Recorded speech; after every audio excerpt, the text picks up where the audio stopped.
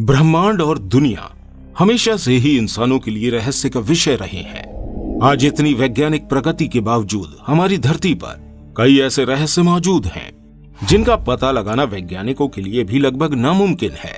आम लोगों के मन में पृथ्वी के संबंध में अनेक प्रश्न अवश्य होते होंगे, जैसे पृथ्वी की उत्पत्ति कैसे हुई, ये दुनिया कैसे अस्तित्व में आई, पृथ्वी का जन्म कब और कैसे हुआ, अर्थ का निर्माण कैसे हुआ, पृथ्वी कैसे बनी, पृथ्वी की संरचना कैसे हुई। इस तरह के सवालों का जवाब जानने के लिए हर कोई उत्सुक रहता है। अब कुछ धार्मिक मान्यताओं के अनुसार सृष्टि या पृथ्वी का निर्माण देवता या ईश्वर ने किया है।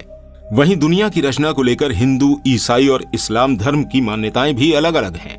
वहीं पृथ्वी की रचना को लेकर विज्ञान का नजरिया अलग है। वैज्ञानिकों का मानना है कि पृथ्वी आग का गोला थी जो सूर्य से निकली और समय के साथ ठंडी होती गई, जिसके बाद पृथ्वी पर जीवन की उत्पत्ति हुई। आज की इस वीडियो में हम आपकी ऐसी ही सभी जिज्ञासाओं का समाधान करने का प्रयास करेंगे। पृथ्वी का जन्म कब और कैसे हुआ।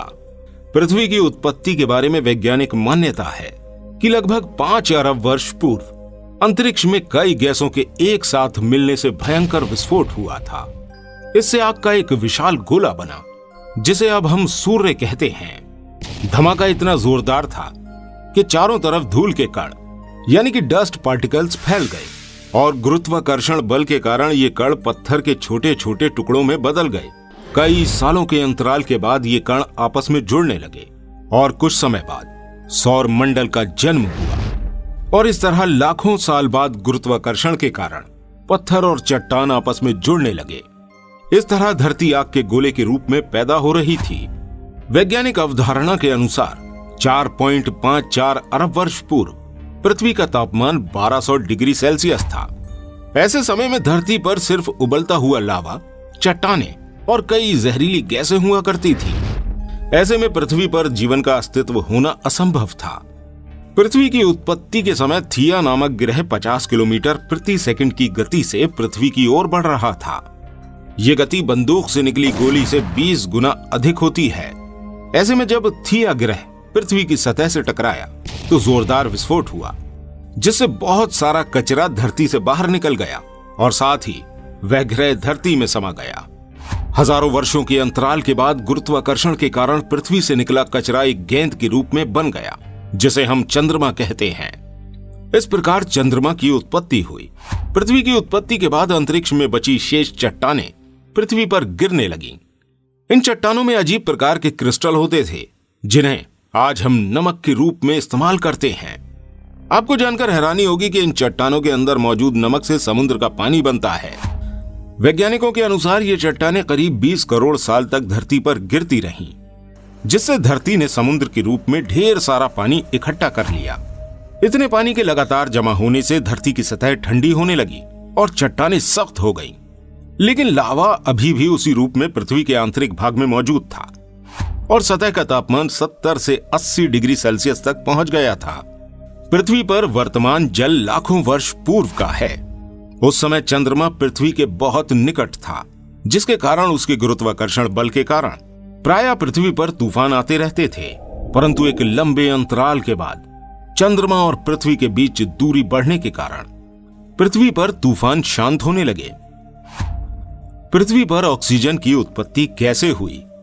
पृथ्वी की उत्पत्ति के समय जब समुद्र की निचली सतह पर पौधे और पत्तियां उग रही थीं और उन पर जीवित जीवाणु उत्पन्न हो रहे थे। वैज्ञानिक भाषा में इन्हें स्ट्रोमेटोलाइट कहते हैं। ये अपना भोजन सूर्य की किरणों से बनाते हैं और इस प्रक्रिया को वैज्ञानिक रूप से फोटोसिंथेसिस कहते हैं।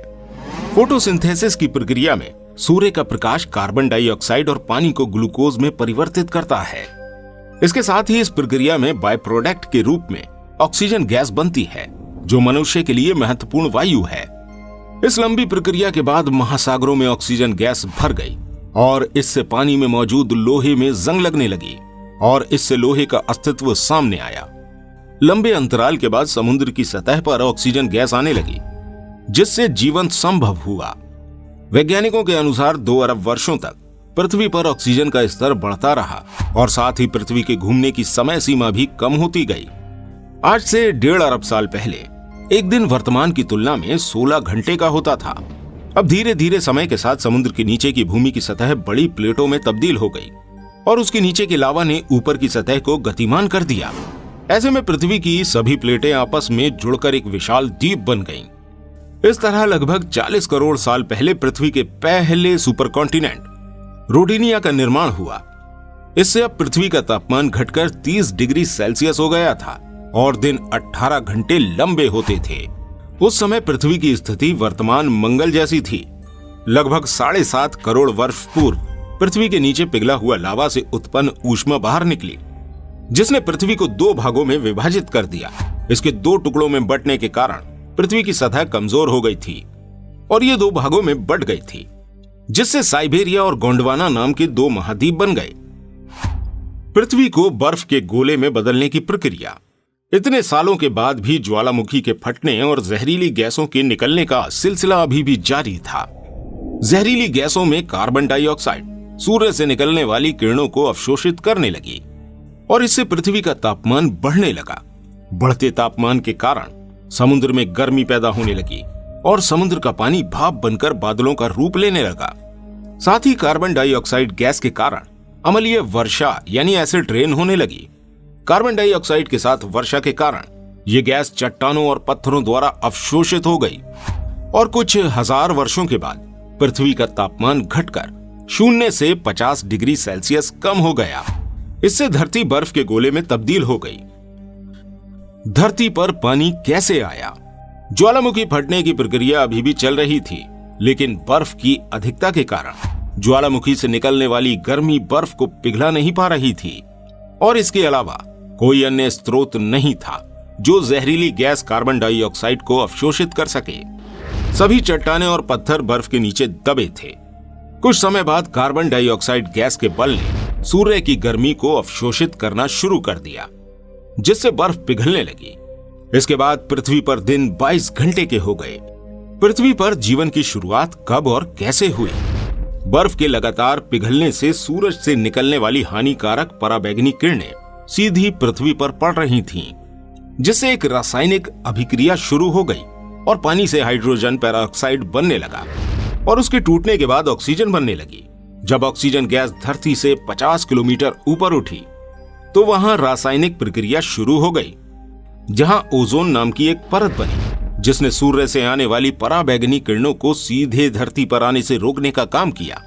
अगले 15 करोड़ सालों तक इस गैस की परत बहुत मोटी होती चली गई और इधर पृथ्वी पर ऑक्सीजन गैस की मात्रा बढ़ने लगी, जिससे पेड़ पौधे अस्तित्व में आए और धीरे धीरे कई सालों के अंतराल के बाद पृथ्वी पर जीवन की शुरुआत हो चुकी थी। दोस्तों, अगर आपको ये जानकारी पसंद आई हो या इस वीडियो से आपको कुछ नया सीखने को मिला हो तो वीडियो को लाइक और शेयर जरूर करें और ऐसे ही इंटरेस्टिंग वीडियोस देखने के लिए हमारे इस चैनल को सब्सक्राइब जरूर करें। वीडियो में अंत तक बने रहने के लिए आपका दिल से धन्यवाद।